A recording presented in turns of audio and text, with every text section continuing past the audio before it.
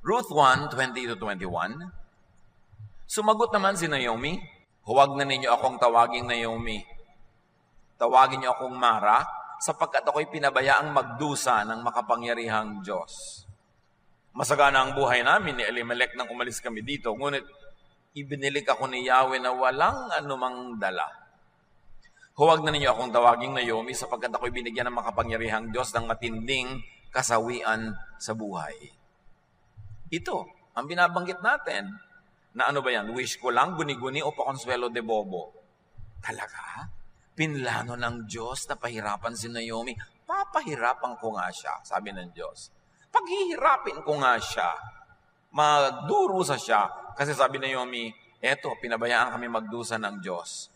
God's will ba talaga yun o guni-guni niya? O pakonsuelo de bobo niya? Hindi komo sinabi ng isang Bible character ang isang salita. Sabi na ngayon ng Diyos. Isa yan sa dapat nating laging pag-ingatan sa pagbabasa ng Biblia. Maraming karakter dyan. Meron pa nga dyan Ahaz. Meron dyan si Delilah. Meron dyan mismo si Satanas nagsasalita. Hindi lahat ng sinasabi ng mga tao sa Bible, mga karakter dyan, God's Word. The Bible as a collection, we believe, has the inspiration from God to teach us. But not every sentence or every teaching or every guni-guni of everybody there could be taken as authoritative word of God. Kasi ang dami-daming kapahamakan ang masusuot mo. Sabi nga nung Ahaz kay Eve, "You will not die." Namatay sila spiritually. May mga nagsasabing, huwag kang gumawa niyang sasakyan na yan ng pandagat kay Noah. Pero salita ba yun ng Diyos? Si Peter, sabi niya kay Lord, "Lord, you will never go to Jerusalem to die there. I will never permit that. That is not good for you to do." Ano sabi ng Lord? "Get behind me, Satan. You are not on the side of God, but of men." Samantalang si Satan yung nagsasalita ba? No, si Peter. So hindi ko mo sinabi ng Bible character, God's will, God's word, i-apply mo ngayon sa buhay mo. Paano kung nagbabasa ka, "Lord, bigyan niyo po ako ng guidance sa gagawin ko today." Tapos bigla mong nabasa at nagbigti si Judas. Magbibigti ka. Ano po kayang project ang magawa ko? Nabasa mo si Noah gumawa ng ark. Inipon niya lahat ang hayop doon. Gagawin mo dahil kung gawa ni Noah yon. Dapat hindi lahat God's will. Kumisan God's will for others, but does it mean God's will for you? God's will for a certain tribe, for a certain place, in a certain time. Pero may universal will ba yun na applicable to you anytime, anywhere, anyhow? Kaya maraming napapahamak tapos nagtatampo sa Diyos, sinisisi ang Diyos, at pati image ng Diyos namamali dahil sa maling pagbasa ng salita ng Diyos. Usually, what people call God's will could actually be effects of man-made causes. Tumagilid ang isang building sa Taiwan dahil lumindol. God's will o an engineering mistake? Ruth 1:1-2. Nang ang Israel ay pinamumunuan pa ng mga hukom, nagkaroon ng taggutom sa buong bayan. Kaya't ang mag-asawang Elimelech at Naomi ng mga taga-Bethlehem, Judah, ay pansamantala munang nanirahan sa Moab kasama ang kanilang mga anak na sina Malon at Kelion. Ang pamilyang ito ay mula sa angkan ng Ephrata. You see, kaya napunta sila Naomi doon sa kabilang lugar, umiwas sila sa tagutom sa sarili nilang bayan. Kaya lang nawili sila, hindi na sila umalis doon at doon sila inabutan ng mga dilubyo. Kaya sinabi ni Naomi, "Ayan, pinabayaan ako ng Diyos na magdusa." Kung bumalik-balik man sila na maaga-aga sa sarili nilang bayan, malamang na iba ang takbo ng mga pangyayari. So yung nangyari sa kanila, cause and effect. Ano ang kinalaman ng cause and effect? So God's will. Pupuntahan natin yan maya-maya. Proverbs 22:8. Ang nag-ahasik ng kasamaan ay mag-aani ng kamalasan at hindi magtatagal ang kanyang kasamaan. So may cause and effect. Nag-ani ka daw dahil nagtanim ka. So, bago mo sabihin God's will, isipin mo muna, cause and effect ba to? Bunga ng aking ginawa. Hindi ako pumasa sa exam dahil hindi ako nag-aral o dahil yung pinag-aralan ko, hindi yun yung itinanong, pero hindi kasi God's will na bumagsak ako. God's will could actually be natural fruit of neglect or inaction. God's will na makunan ako sa aking pagbubuntis. God's will na nagkaroon ka ng miscarriage. Pero dapat isipin mo muna, ano ang dapat mong ginawa na hindi mo ginawa? Ano ang ginawa mong hindi mo dapat ginawa? meron pa tayong pananagutan sa tinatawag nating God's will. Dahil sabi, alam nga namang sabi ng Diyos, nagbubuntis ka ha, palalaglagin ko yan in 3 weeks. Ganun kaya ang Diyos? Tapos paglalaglas mo, God's will? Pakonsuelo lang ba yan sa ating hindi makaunawang isip? Guguni-guni o wish ko lang? Ecclesiastes 10:18, kung pabaya ang may-ari, ang bubong ay masisira. Kung siya ay tamad, mawawasak ang buong bahay. Dahil hindi inaalagaan, hindi minemaintain, hindi pinapatibay. Ngayon bumagsak sa'yo, God's will? Ang dami natin nadidinig na ganon, sinisira ang puri ng Diyos, na parang Diyos ang kontrabida, Diyos ang nag-iisip ng masama para sa'yo, at kagagawa ng Diyos, pananagutan niya ang mga dilubyo sa ating buhay. Related na related din dito mga kapatid, yung God will provide. Naku, pinaka-abuse na yata na idea yan, God will provide. Anak, gusto mo magpastor? Ano magiging kita mo? Ang liit-liit ng church na pagpapastoran mo. Gusto mo magganito, gusto mo sabihin ng anak, God will provide. Gusto mo mag full-time work, mag-missionary? O kaya, summer missionary ka sa Thailand? Nasaan ang pera mo? God will provide. Ang ibig sabihin pala ng God will provide, manghihingi ako sa mga tao. Magdidilihensya ako o uutang ako. Ngayon, pag nagutom, hindi na kaya nagkaroon, sabihin, ay, God's will, na magutom ako dahil naging missionary naman ako. Walang provision na ginawa, walang ginawang plano. Anak, gusto mo mag full-time work, gusto mo magpasok, magtayo ka ng negosyo, ng tindahan, paalagaan mo sa kapatid mo o sa asawa mo para may iba ka pang income. Pero mo laging sabihin, God will provide. Kasi, yung pala, daing ka ng daing. Alam niyo yung mga maraming mga religious workers, mga missionary, mga pastor, talagang master's degree sa pagdaing, sa pagpaparinig, sasabing, naku, birthday na nga po sister ng anak ko prayer niya po sana talagang makagkaroon siya ng malaking party at meron po akong vision na isang makakausap ko ang magbabayad sa party. Nung hindi na ngayon makatiis itong tao dahil lagi siyang hinihingan, pinapaningan, sige na nga, ako na nga magbabayad dyan. Sabi niya, God's will. Yung pala, minaniobra niya yung mga pangyayari para yung gusto niya ang matupad. So, minamanipulate lang pala niya yung natural law. Yung natural law, syempre, pag nanghingi ka, nangutang ka, bibigyan ka, o ayaw pa rin, pero ang kulit-kulit mo, para na lang matahimik ka, binigyan ka, natural law yon. But you should remember that natural law is also within God's will. God, His will, reflected by nature. Like gravity. Gravity. It is God's will that if there is something that has mass and weight, and there is nothing to hold it or to suspend it from falling, malalaglag yan. Gravity yon. Natural law yon. May binitawan kang bola, walang sasalong iba, malalaglag. Kung babasagin yon, mababasag. Pero, ikaw na tao, na naakit-akit ang bundok, palakad-lakad ka sa mga pilapil, pakiambot-kiambot ka sa gilid ng mga bato, nadulas ka, nabago kang ulo mo, kung sabihin God's will. Natural law was operational, but you should have done your part to avert an accident through also doing what is natural, like being careful. Mag-ingat ka, huwag ka doon dumaan, may iba kang daanan, natural law pa rin yun. So may general, universal law, God's will, which is natural law. But the details of application in people's lives could be affected, could be engineered by your behavior. Because your behavior is also part of natural law. If P, then Q. Nag-iingat ka, therefore hindi ka nadulas. Pero hindi, sasabihin ng Diyos, bukas, maglalakad yan sa gilid ng bundok. Ihuhulog ko siya. Yan ang God's will. Natulog ang napakaraming mga mananampalataya ng Diyos sa isang hotel na walang fire escape. Nagkaroon ng sunog, namatay silang lahat. God's will? O, somebody did not do his homework. Hindi chinek ang mga fire escape. O, dapat hindi doon piniling tulugan. Dahil hindi naman sasadyain ng Diyos, magka-camp kayo magko-convention kayo, lilitsunin ko kayong lahat sa isang sunog. God's will ba yun? Remember, there's a big God's will expressed in natural law. But the detail of how it applies to you could be engineered by your carefulness, by your skill. And sometimes, even despite your skill, nangyari pa rin yun na tinatawag ni Solomon na bad luck.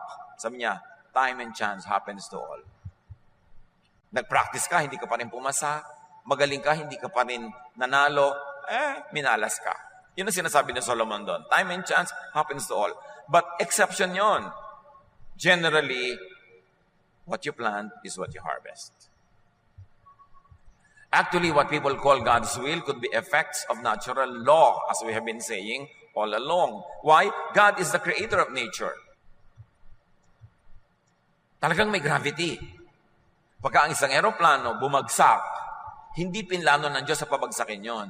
May mga engineer siguro na hindi ginawa ang trabaho nila o humarap sila sa isang napakalaking turbulence, hindi na kaya ng mekanismo ng eroplano, bumagsak sila. Pero hindi pa planuhin ng Diyos na pabagsakin sila.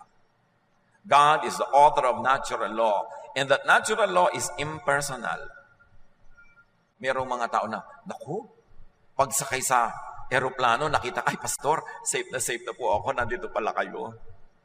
Talaga? Wala bang pastor na nakaka-plane crash?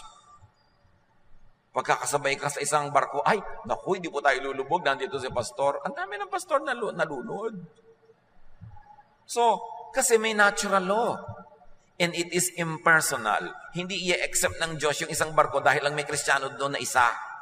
Ang dami-dami nang nagtataka, bakit naman po yung tatay ko, missionary, yung nanay ko, maka-Diyos, bakit naman na-aksidente pa siya?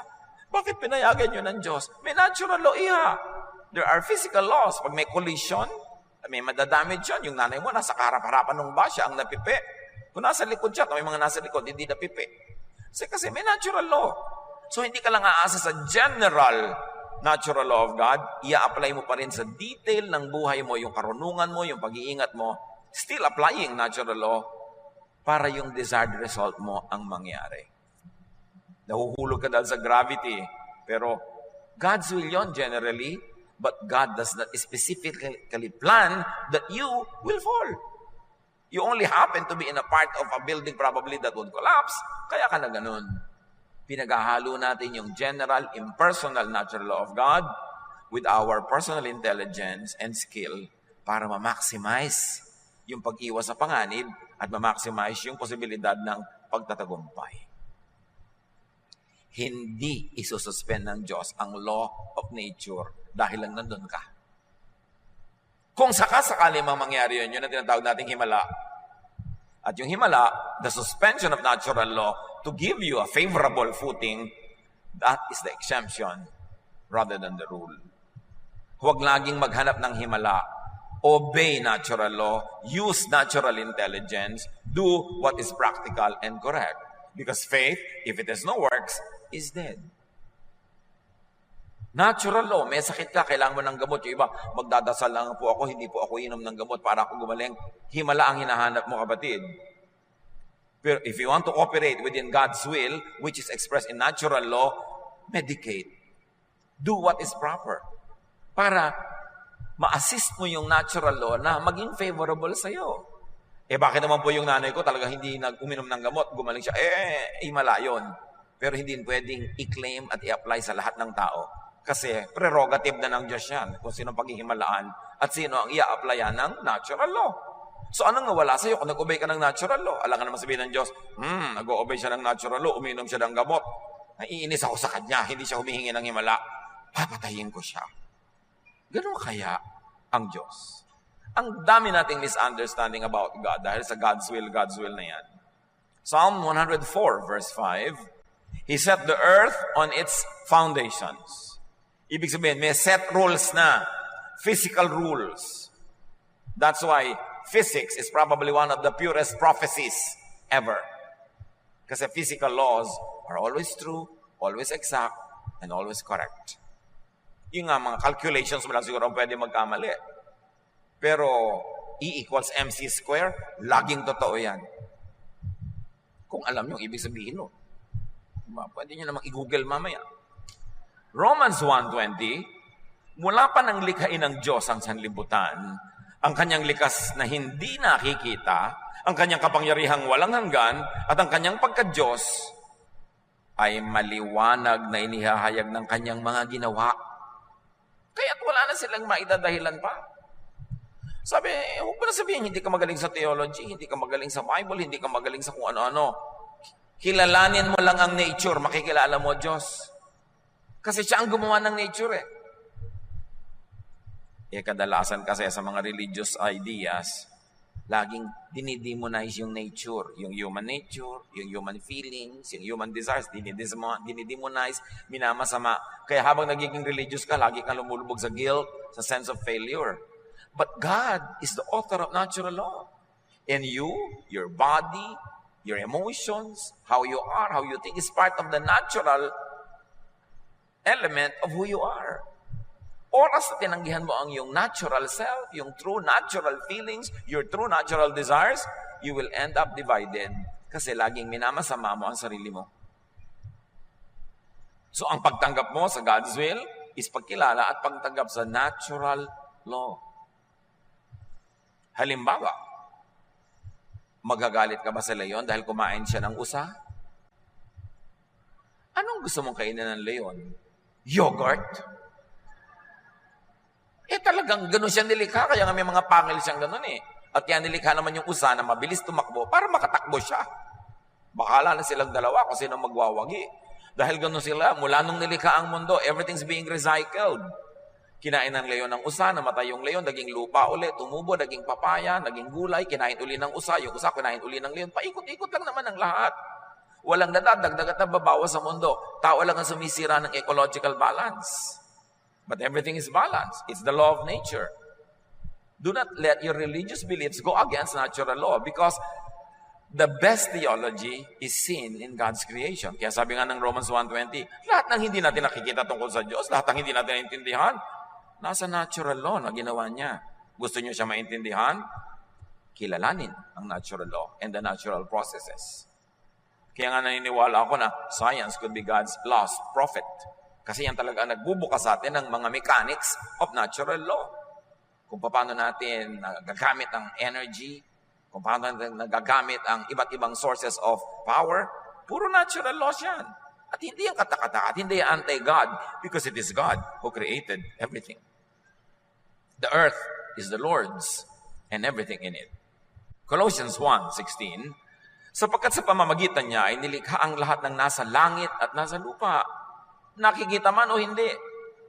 Pati ang mga espiritual na kapangyarihan, paghahari, pamamahala, at pamumuno. Ang lahat ay nilikha ng Diyos sa pamamagitan niya ni Jesus at para sa Kanya si Jesus. So to understand Jesus is to understand natural law. Natural law is God's will.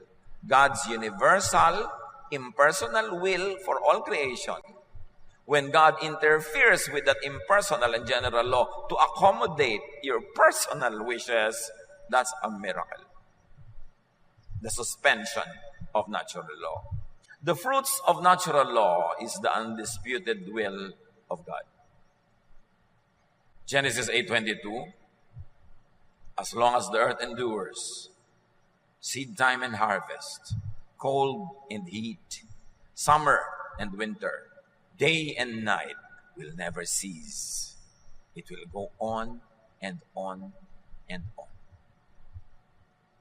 But remember, natural law can work against you if you do not work alongside it. If you do not ride on it.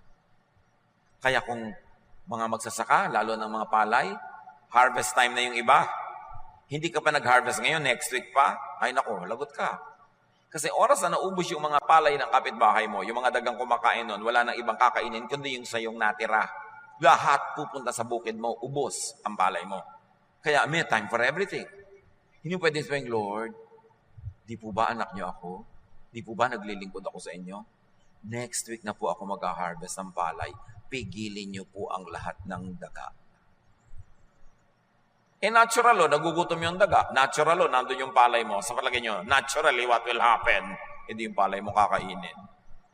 Huwag niyo paghimalain ng Diyos kung pwede namang sumunod na lang kayo in an ordinary way. I-respect niyo yung natural law. Tag-ulan, alam mong babaha sa mga gilid ng ilog, kahit gaano kakabanal, aanurin ka doon. Kailangan kang umalis doon. Hindi yung inanod ka, sabi mo, ay God's will. God's will, yes, in a general sense that nature will cause a flood to happen, and anything that the flood can carry together with it will be carried no matter if it includes you. So, general will pa rin ang Diyos, pero hindi pinlano ng Diyos na pagbaha, ipapaanod ko tong si Ana. o si Santos, o si ganito, kasi nandun ka. Luke 12:54-55, sinabi rin ni Jesus sa mga tao, kapag nakita ninyong kumakapalang ulap sa kanluran, sinasabi ninyo agad na uulan. At ganoon nga ang nangyayari. At kung umiihip ang hangin mula sa katimugan, ay sinasabi ninyong iinit. At nagkakaganon nga. So, sino ang tao na mabibless?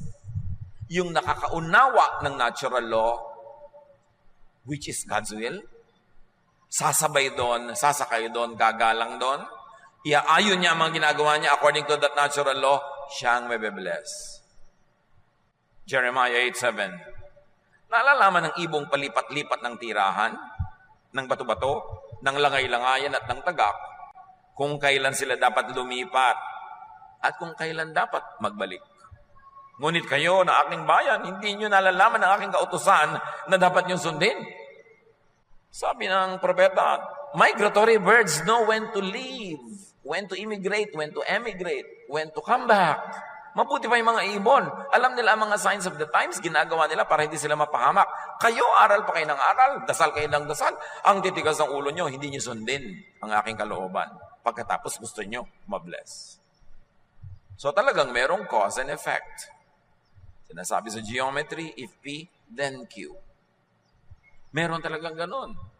Matthew 24:32-33, unawain ninyo ang aral mula sa puno ng igos. Sabi ni Jesus, this is about the fig tree.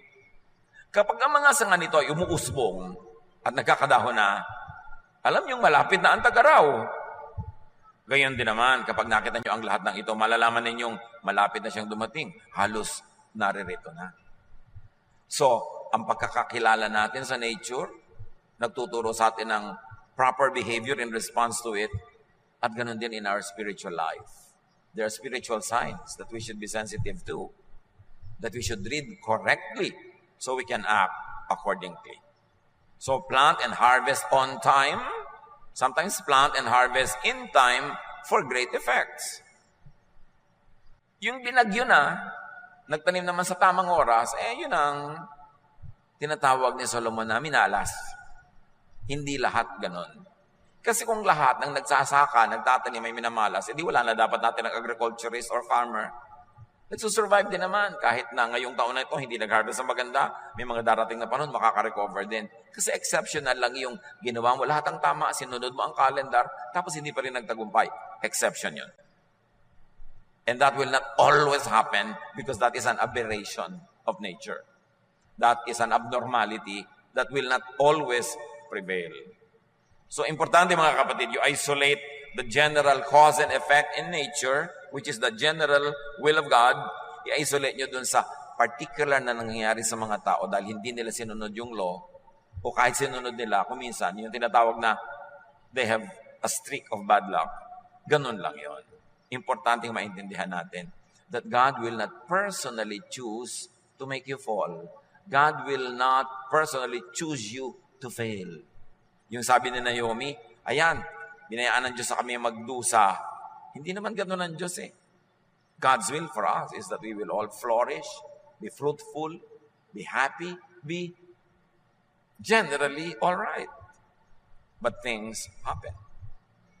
So in our lives, cognizant of and respectful of God's will, plant to harvest. Don't plant, and you don't harvest. Galatians 6:7 and 9, kung ano ang itinanim ng tao, yun din ang kanyang aanihin. Pagdating ng takdang panahon, tayo ay aani kung di tayo susuko. So never give up. You fail once, you fail twice, you fail thrice. Nakakota ka na, wala nang natirang failure. Tapos doon ka pa ngayon susuko. Naubos mo na ngayon lahat ng chances mo to fail, doon ka pa susuko. Kaya anong sabi ng sweepstakes nung araw? Ang nagwawagi ay di umaayaw, at ang umaayaw ay di nagwawagi. Siguro meron pa rito sa inyong umabot niyan, yung tagumpay ticket. No? So, talaga ang umaayaw ay di nagwawagi. Sige nang sige. Kasi, matutumbok mo rin yan. Don't be a quitter. At sabi, plant, wind, and harvest a whirlwind. Hosea 8:7, naghahasik sila ng hangin, ipo-ipo ang kanilang aanihin. And this is so wonderful. Think of it, brothers and sisters. Laging ginagamit sa Bible yung example ng pagtatanim. Gumawa ka daw ng mabuti, aani ka ng mabuti. Kung anong tanim mo, yun ang ani mo.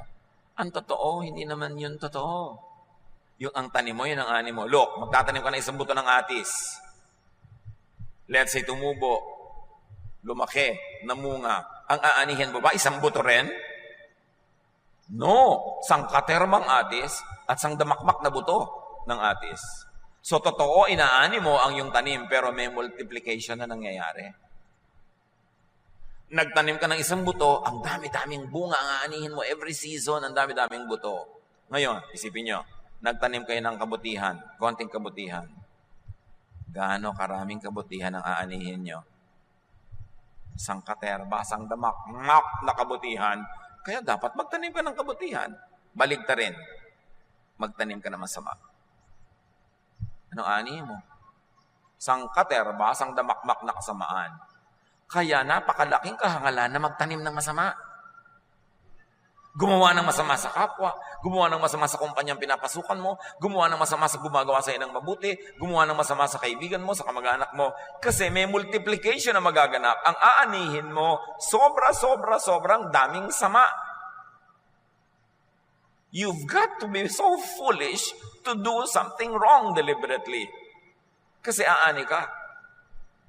But you've got to be so wise to do something right, even just a little good thing. Because alam mo, aani ka ng ang dami. Bakit? Yung ba mga magsasaka na nagtatanim ng isang maliit na palay na naging maliit na tanim, itinanim mo isang palay, talaga ba ang aanihin mo doon? Isang palay din, bawat puno? No! Kilo-kilong palay. So bakit kayo hindi magtanim ng mabuti lagi para ang daming inaaning mabuti? Tapos magtatanim ka ng konti na masama pa, edi ang daming masama ang darating sa iyong buhay. Yan ang God's will. Yan ang natural law. Dapat cognizant tayo dyan. Teka, gagawa ako ng masama. Kaya siguro ang dami-dami kong inaaning masama ngayon dahil ang dami kong tinanim noon. Well, God's will yun. Pero hindi sinabi ng God na sa year 2018, na dadago ka ng kutakot na mga hirap sa buhay kasi gusto ko lang. No. Pero God's will na yes, sa 2018, dadating sa yung kutakot na hirap kasi noong 2014, yan ang tinanim mo eh. Yun ang masasabi mong God's will. Pero hindi sinadya para sa iyo lang. Pinayagan ng Diyos na mangyari according to His natural law. Pero ikaw ang nagtanim, kaya ikaw ang aani. Importanteng maunawa ang God's will na yan. And of course, efficiency means better fruitfulness. Magnenegosyo ka na rin lang, alamin mo na lahat ng tools of the trade. Mag-aaral ka na rin lang, damihan mo na talaga matatandaan at malalaman. May service ka na rin lang, gandahan mo na. May product ka, lagyan mo ng mga maraming value added yung product mo. Lahat nagtitinda ng mga puto, yung sayo, dagdagan mo ng food spa. Ay, ang daming bibili ng puto mo. Kasi habang kinakain nila, may food spa ka. Value added is important. The more efficient you are, the more skillful, the better fruits. God's will yon. Pero kung sabihin ko, ang hina-hina ng benta ko, God's will. Tingnan ka lang kasi mukha kang Biyernes Santo, syempre sa iba na bibili. Yung pupunta sa tindahan mo, bibili na, hindi ka tumitingin, text ka ng text sa ganon. Ay, ayoko na dito, sa kabila na ako. Ay, sa kabila, nag-games din. Ang daming ganon na, mga tinderang text ng text. Na alam mo, pinagbabawalan ng may-ari ng tindahan dahil sa loob ng bulsa nagte-text sa ganon. Kasi hindi mo naasikaso ang bibili. Kung may gagawin kayo mga kapatid, do it lovingly, passionately, dramatically, beautifully, at siguradong uulanin kayo ng pagpapala. Kasi kung anong tanim, siyang ani. So ang tanong, anong inaani nyo ngayon? Tanim nyo yan. Tanim nyo yan. Kung minsan man, di ko nagtanim, pero yung asawa mo siya ang nagtanim, naging asawa ka, dinadamay ka na ngayon sa ganda ng ani. Pero kung minsan naman, ang dami niyang inutangan no, napangasawa mo ngayon, ikaw ang sinisingil. God's will pa rin yun. Kasi, siya ang pinakasalan mo. Kaya pinipili mo rin nagkakadamay-damay tayo sa buhay. Huwag kayong gagawa ng half-hearted. may isasubmit kang project sa school, yung baba ng grade, napagod ka na rin lang, ganda mo na. Ngayon, nagbebenta ka ng insurance, nagbebenta ka ng kung ano, kotse. Alam mo naman, sa 100 presentations, baka 5 lang yung bumili. So gusto mo ng 50 bibili, gumawa ka ng ilang libong presentation. By virtue of statistics, marami kang makukuha dyan. Pag may gagawin kayo, do it passionately. Do it lovingly. Sabi nga, do it as you are doing it for the Lord. Because you are doing it for the Lord. Not meaning na siya ang makikinabang, kundi sinasakyan niyo ang natural law na siyang may gawa, therefore it is high worship. To observe and respect natural law is high worship because you are observing the law of the one who made the earth and everything in it. Ecclesiastes 11, 1-2. Ito ka sa paggagawa ng maraming presentations. Mag-aagis ka ng tinapay sa gitna ng karagatan at may mapapakinabangan ka pagdating ng araw. Hatiin sa 7, sa 8, ang kalakal mo, makapit mo masisiguro kung ano ang masamaang mangyayari sa mundo. Figure of speech. Sa pangangalakal daw, magpadala ka ng maraming barko, magpadala ka ng maraming crane. Damihan mo kasi hindi mo alam kung alin na magkiklik dyan. So kung 2 lang, 3, buhay ka pa rin. Pero kung nag-click lahat, hindi imagine, ang dami kang multiply. So gano'n, kailangan diversify a little bit, but not too much. Meron pa dito, meron pa doon. Kasi if you don't know what to do, don't put all of your eggs in one basket. Meron pa dito, meron pa dito. Para sa naman mangyari. Meron pa mangyari.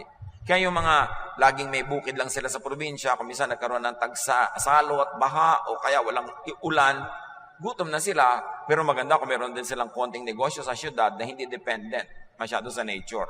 Commerce, trading, whatever. Meron ka dito, meron ka doon. Mga pamilya, dapat hindi lang isang tao ang kumikita, tapos ang lahat kumakain. Para ba't, kung namatay yun, nagkasakit yun, di gutom na kayo lahat. Dapat maraming income na pinanggagalingan. Yung sasabing, throw your bread, cast your bread upon the waters. Invest in this, invest in that. You don't know which one will flourish. That is natural law. Ecclesiastes 11:6. Sa umaga, inihahasik mo ang iyong binhi. Hindi ka tumitigil sa paggawa hanggang gabi, sapagkat di mo tiyak kung alin ang magbibigay sa iyo ng tagumpay. O kaya'y umaasa kang lahat ay iyong papakinabangan. Nagtanim ka na, pagkatanim mo, may iba ka pang ginagawa. Yung parang Lady of Proverbs 31. Nagkakalakal, nagpo-produce, may ginagawa. Kasi hindi mo naman alam kung alin magkiklik. Paano ko nag-click lahat? Di ang saya ng buhay. Sumakay sa general and universal natural law and will of God, pagkatapos, umasa, manalangin na yung personal effect nito sa buhay mo ay maging kapakinabang sa iyo. Ecclesiastes 11, 3-4. Kapag ang ulap ay maitim na di makaya ang hangin, nagiging ulan itong bumubuho sa daigdig. Kung saan nakahapay ang punong kahoy, ay doon ito mabubuwal. Ang naghihintay sa pagtigil ng hangin ay di kailanman makapaghahasik ng kanyang binhi. At ang nag-aalala sa patak ng ulan ay di makakapag-ani. Pag daw sobra ka matatakotin, ayaw mo mag-risk, ayaw mo magtanim dahil baka bumagyo, baka ayaw mo man mamuhunan, baka ka malugi, ayaw mong sumubok sa isang trabaho dahil baka ka mabigo, wala nga mangyayari sa buhay mo. Hindi lahat ng pagtatanim ay may ani, pero ang lahat ng hindi pagtatanim, tiyak na walang ani. Kaya tanim ka ng tanim, and you calculate your risks, you minimize your risk, but you take the risk nevertheless. Because the general law of nature is that nagtanim ka, aani ka. God's will means natural law. Cause and effect. More personally, God's will could mean the result of doing what can be done. Hindi mo lang iaasa sa natural law, you will engineer natural law. Like the rivers are being engineered through dams, the wind is being engineered through wind power. May engineering na nangyayari. Hindi yan interference with God's will. Yan ay pag-unawa ng God's will at pagsakay dito to your advantage. But sometimes also, tulad din sa sabi minalas o sinuwerte ni Solomon, God's will could be the result in spite of what you do. Nag-aral ka naman, hindi ka pumasa. Permissive will. Kasi hindi mo lang natsyempohan. Ipinagdasal mo pero hindi nagtagumpay. Bihira yon, pero nangyayari talaga yan. Huwag ka magtaka, huwag ka magtampo. Just keep trying. Dahil sabi nga, cast your bread upon many waters. Pagkatanim mo ng isa, may gagawin ka pang iba. Ecclesiastes 9:11. Sabi ng Solomon na pinakamatalinong tao sa lahat. Ito pa ang isang bagay na napansin ko sa mundong ito. Ang mabilis ay di siyang laging nananalo sa takbuhan. Ni ang malakas ay laging nagwawagi sa digmaan. Ang matatalino ay di laging nakakasumpong ng kanyang mga kailangan. At di lahat ng marunong ay yumayaman. Napapansin ko rin na di lahat ng mga may kakayahan ay nagtatagumpay. Lahat ay dinaratnan ng malas. Ecclesiastes 9:11. So kung minalas ka lang ngayon, hindi ka pinagkakaisahan ng Diyos Ama at Diyos Anak at Diyos Espiritu Santo. Pagka hindi ka nagtagumpay, hindi ka tinitikis ng Diyos, nagkataon. Merong hindi tumugma sa ginagawa mo at sa natural law. Subukan mo uli. Pag ang dami mo ng failure, nakakota ka na, wala nang naubos, success na lang na natira. Kaya dapat binubuo mo ang loob mo, tinitibayan mo ang loob mo, huwag kang susuko. But don't ever misuse the idea of God's will as an excuse for failure or sloppiness. Do not misuse God's will to malign the character of God.